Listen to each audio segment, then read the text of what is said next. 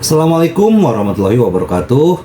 Salam sejahtera buat kita semua. Semoga kita semua dalam keadaan sehat jasmani dan rohani, tidak kekurangan satu apapun. Amin ya robbal alamin. Oke, Mimin akan melanjutkan cerita Liontin Giok Naganya. Tapi seperti biasa, bantu dulu tekan tombol like dan berkomentar juga Tuan dan Nona. Terima kasih sesudah dan sebelumnya.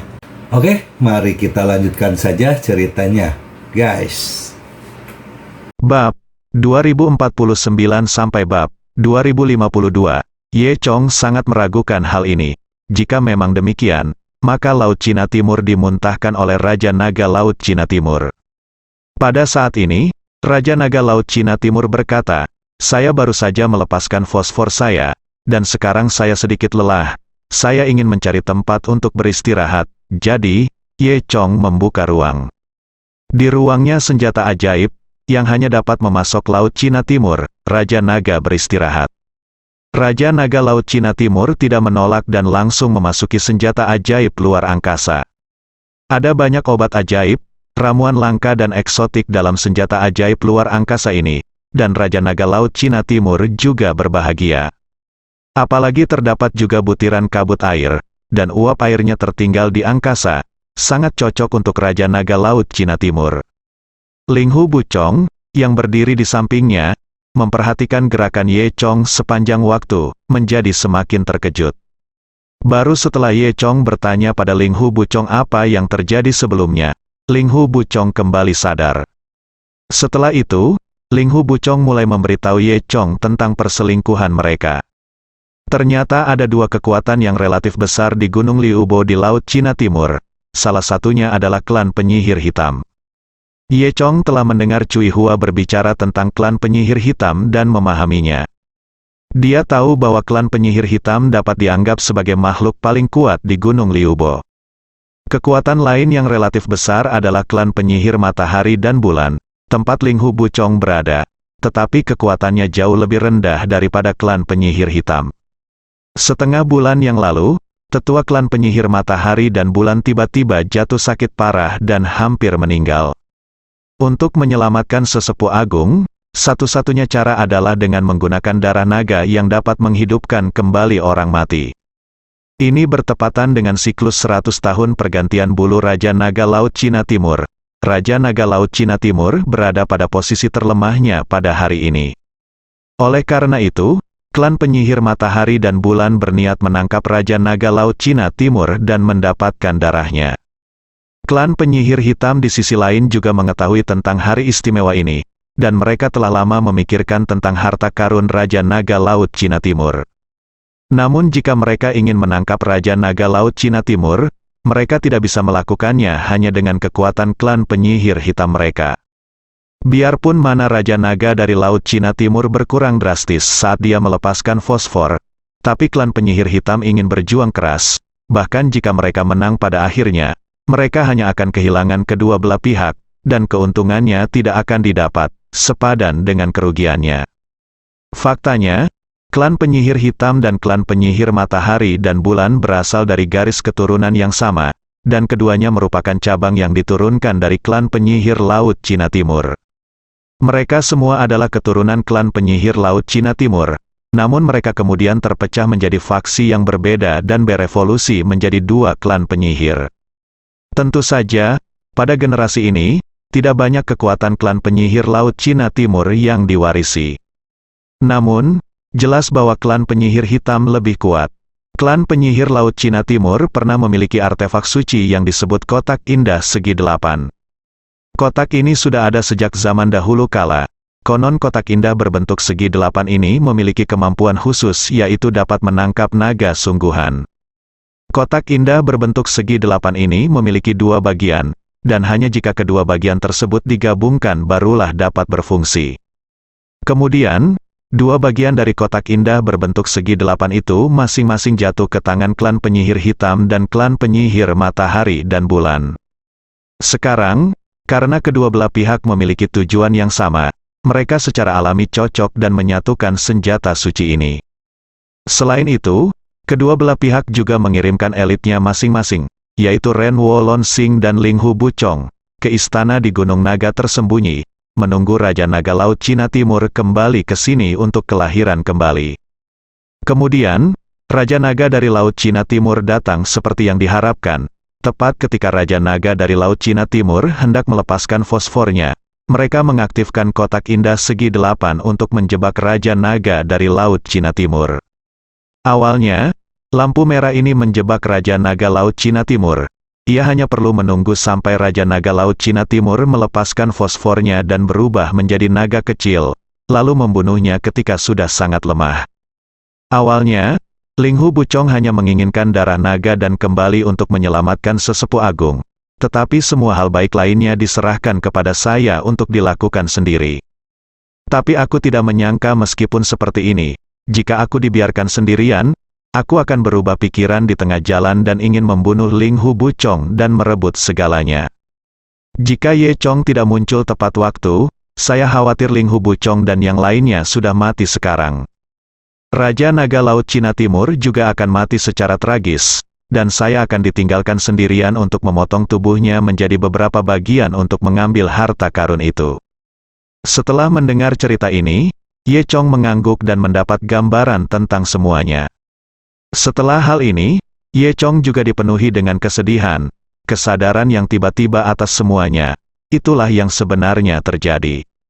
Ngomong-ngomong, Ye Chong terus bertanya, tahukah kamu, klan penyihir hitam baru-baru ini menangkap orang luar? Linghu Bucong berpikir sejenak dan berkata, sepertinya memang begitu. Aku mendengarnya klan penyihir hitam menangkap orang luar. Orang luar? Tampaknya orang luar ini memiliki takdir khusus. Klan penyihir hitam awalnya ingin mengambil kembali pil naga Raja Naga Laut Cina Timur dan mengorbankannya kepada leluhur bersama dengan orang luar. Mereka berharap nenek moyang bisa memberikannya lagi kepada mereka. Siapa yang bisa? Cakra matahari yang menandatangani kontrak dengan semua roh benar-benar hanya angan-angan. Ye Chong mengangguk, sepertinya semuanya akhirnya berakhir. Selain itu, Ye Chong menyimpulkan bahwa Zhu Jiayin untuk sementara aman sekarang. Memikirkan hal ini, Ye Chong merasa sedikit lebih nyaman.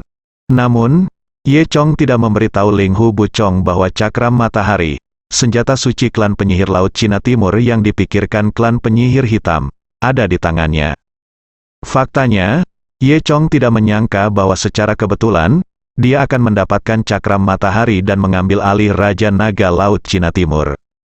Kemudian, Ye Chong bertanya, di mana wilayah klan penyihir hitam? Tuan, apakah Anda akan pergi? Linghu Bucong bertanya dengan heran. Ye Chong mengangguk. Linghu Bucong berkata, wilayah klan penyihir hitam ada di Gunung Heitou. Tapi itu adalah kolam naga dan sarang harimau. Sangat mustahil untuk menerobosnya. Terlebih lagi, Tuan, Anda terluka parah sekarang. Jadi sungguh tidak pantas untuk pergi ke sana. Mengapa Anda tidak? Tuanku, ikuti saya kembali ke suku klan penyihir matahari dan bulan dan beristirahat selama 2 hari sebelum membuat rencana apapun. Ye Chong tahu bahwa Linghu Bucong khawatir dia akan pergi ke klan penyihir hitam dan tidak dapat membuat rencana apapun setelah dia pergi. Linghu Bucong ingin kembali bersamanya dan menggunakan darah naga untuk menyelamatkan yang lebih tua terlebih dahulu. Namun, Linghu Bucong benar. Meskipun Ye Chong membunuh Renwo sendirian dalam pertempuran tadi, dia juga terluka parah dan perlu istirahat sejenak. Pergi ke wilayah klan penyihir hitam sekarang memang mencari kematian. Bagaimanapun, sekarang dia tahu bahwa Zhu Jiayin tidak dalam bahaya untuk saat ini. Ye Chong merasa lega. Dia ingin beristirahat sejenak, mendapatkan lebih banyak informasi berguna, dan merencanakan rencana sebelum pergi ke klan penyihir hitam untuk menyelamatkan orang. Ye Chong mengangguk, lalu berkata, saya masih punya beberapa teman di kaki gunung. Saya akan membawa mereka bersamaku. Linghu Bucong mengangguk, oke. Lalu undang temanmu untuk pergi bersama kami. Suku Wu adalah sangat ramah. Kemudian, Ye Chong mengikuti Linghu Bucong menuruni gunung. Mereka segera menemukan Sun Dai, Bos Chen dan Dugu Xiaojing. Mereka bertiga dengan cemas menunggu Ye Chong di kaki gunung. Mereka semua sedikit terkejut melihat Ye Chong kembali dengan orang asing. Dugu Xiaojing berlari lebih dulu dan bertanya, Ye Chong, kamu baik-baik saja, siapa ini? Ling Hu Bucong jelas sudah lama tinggal di pegunungan dan belum melihat banyak keindahan. Begitu dia melihat gadis cantik seperti Dugu Xiaojing, wajahnya langsung memerah dan jantungnya berdebar kencang.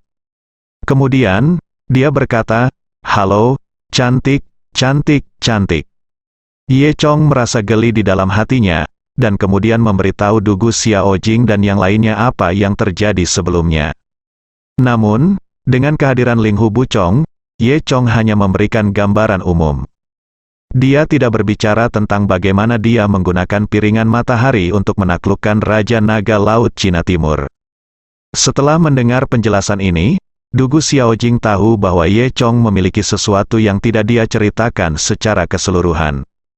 Namun, ada orang luar yang hadir, jadi Dugu Xiaojing tidak menanyakan pertanyaan lebih lanjut.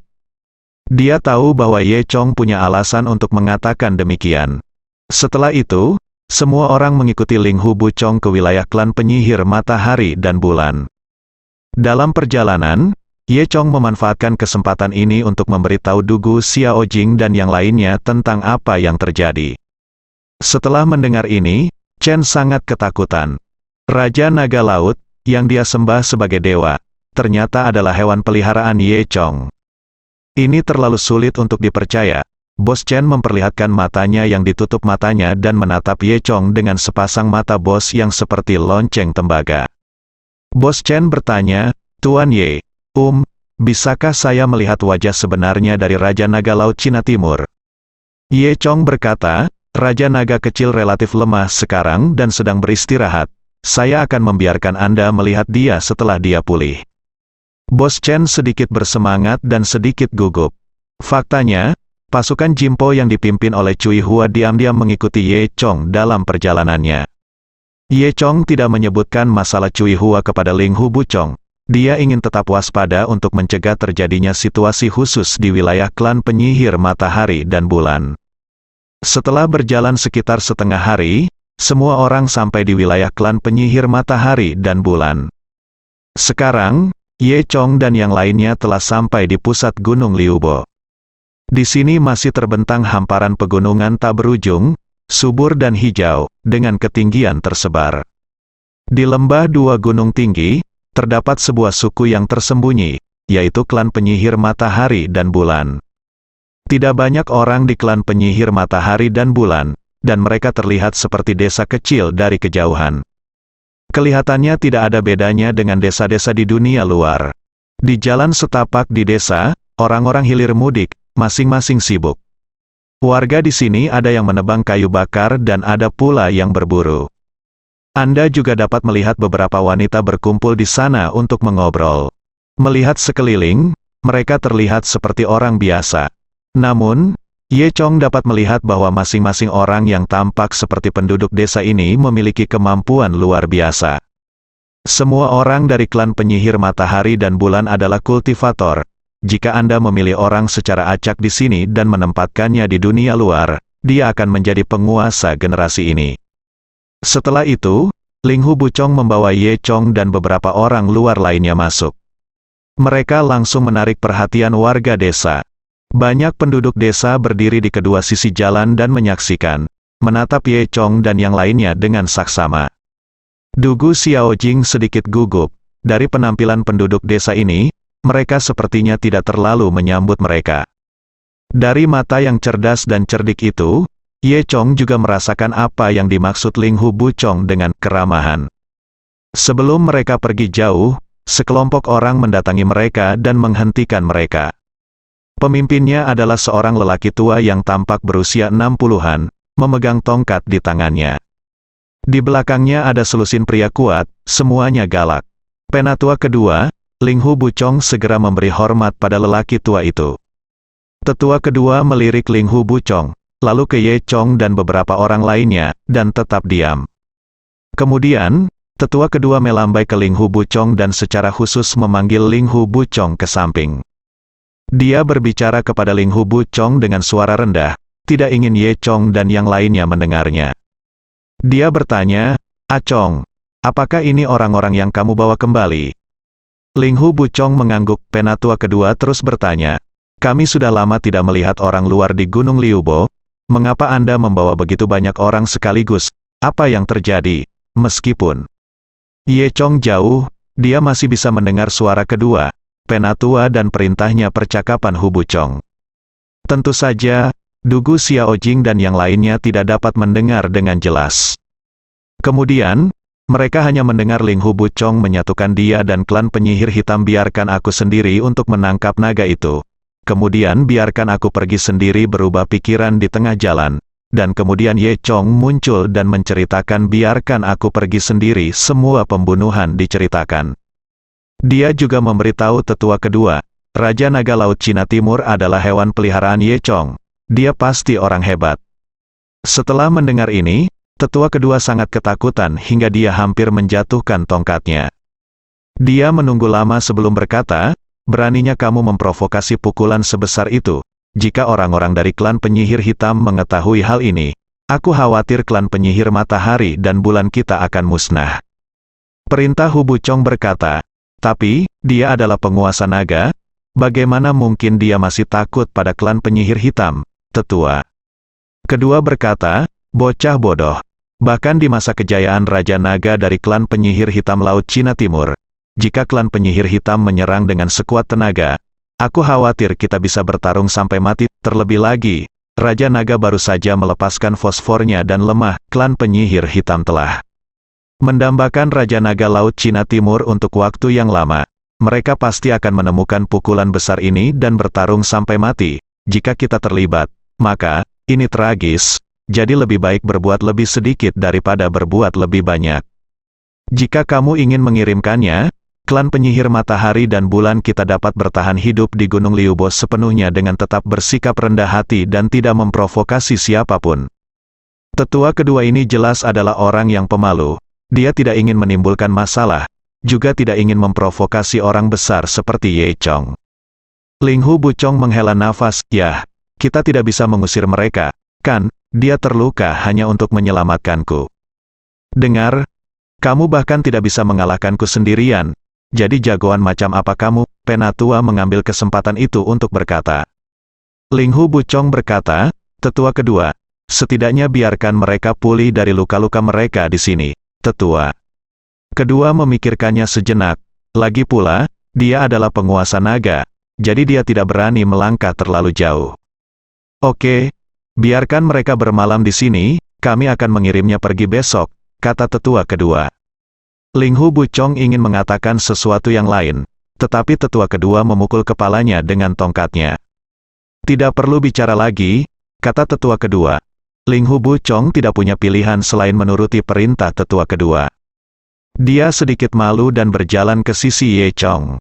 Lagi pula, sebelumnya dia sangat yakin bahwa rakyatnya hangat dan ramah. Ye Chong juga diizinkan memulihkan diri di sini.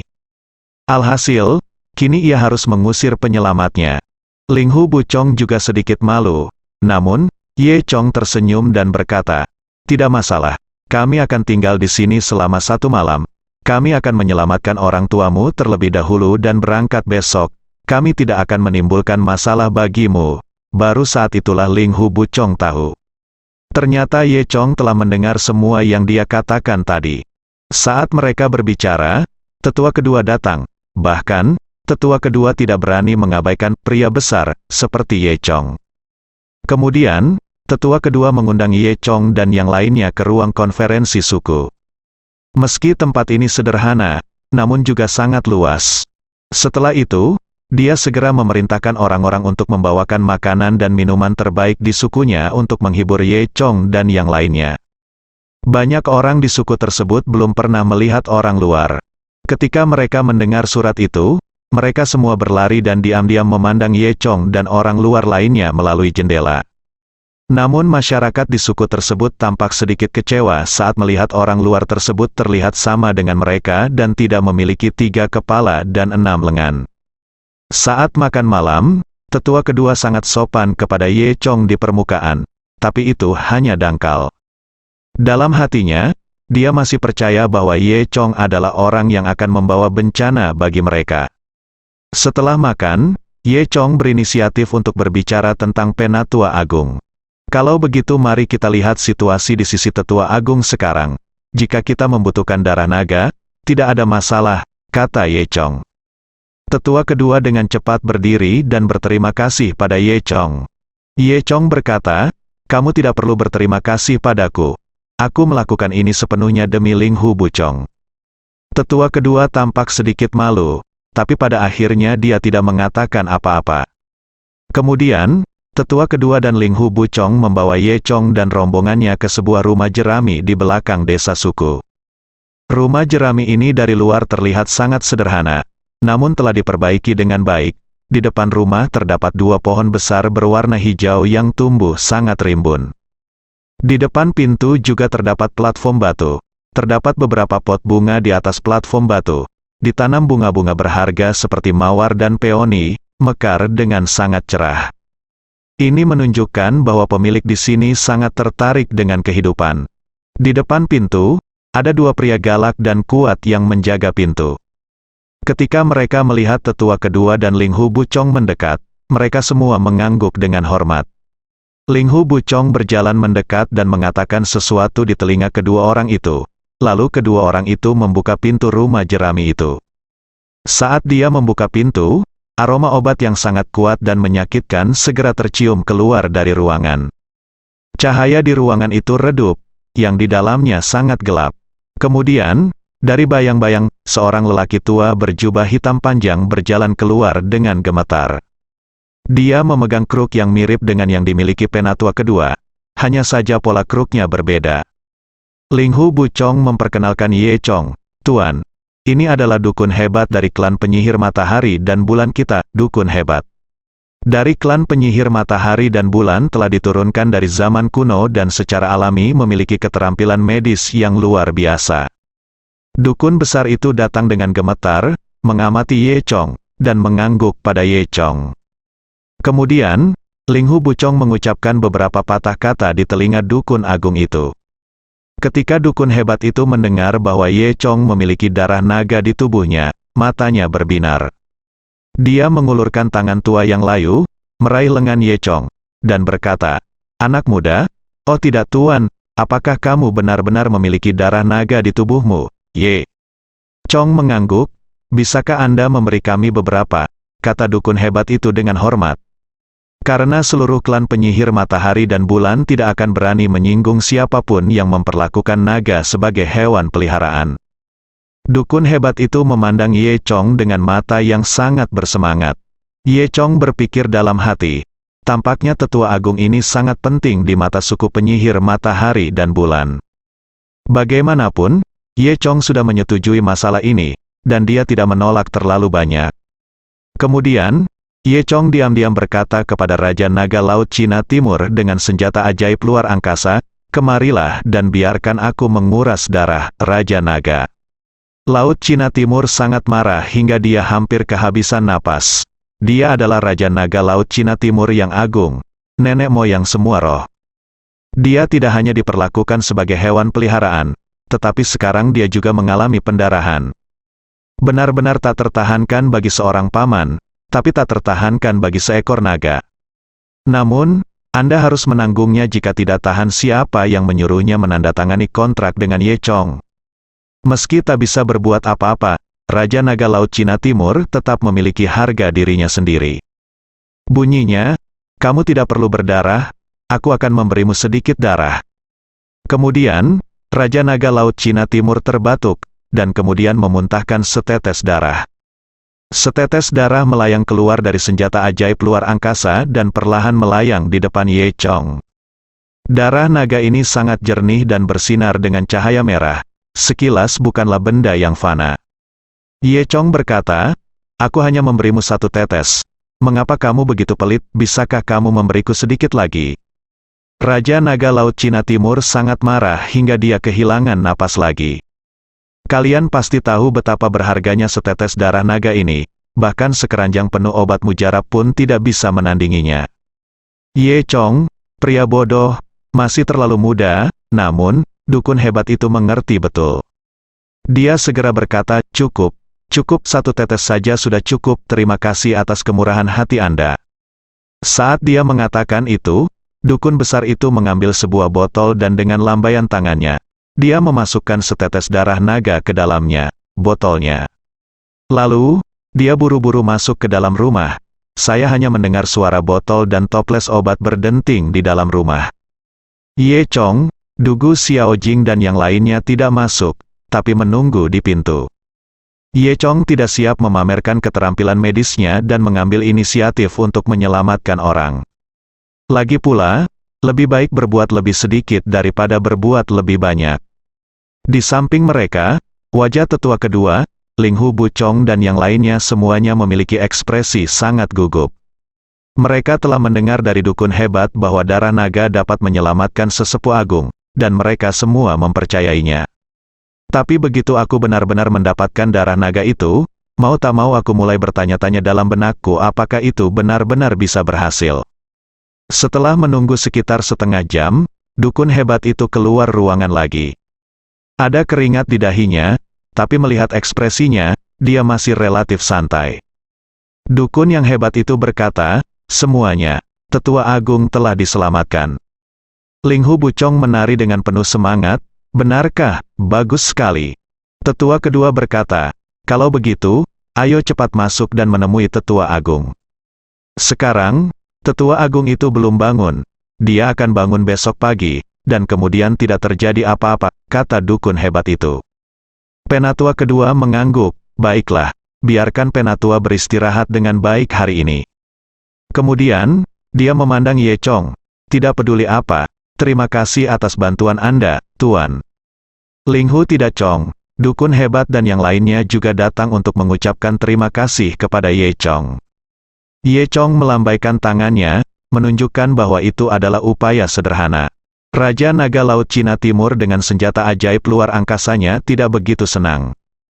Tetua kedua tampak sedikit malu saat ini. Ye Chong membantu mereka menyelamatkan sesepuh agung.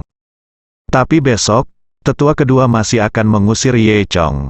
Ini adalah perasaan membalas kebaikan dengan permusuhan. Namun, untuk melestarikan klan penyihir matahari dan bulan dan menghindari konflik dengan klan penyihir hitam, Ye Chong dan yang lainnya hanya bisa dibiarkan pergi secepat mungkin. Adapun orang jahat ini, hanya tetua kedua yang bisa melakukannya. Tapi malam ini, tetua kedua masih mengatur kamar untuk Ye Chong dan yang lainnya.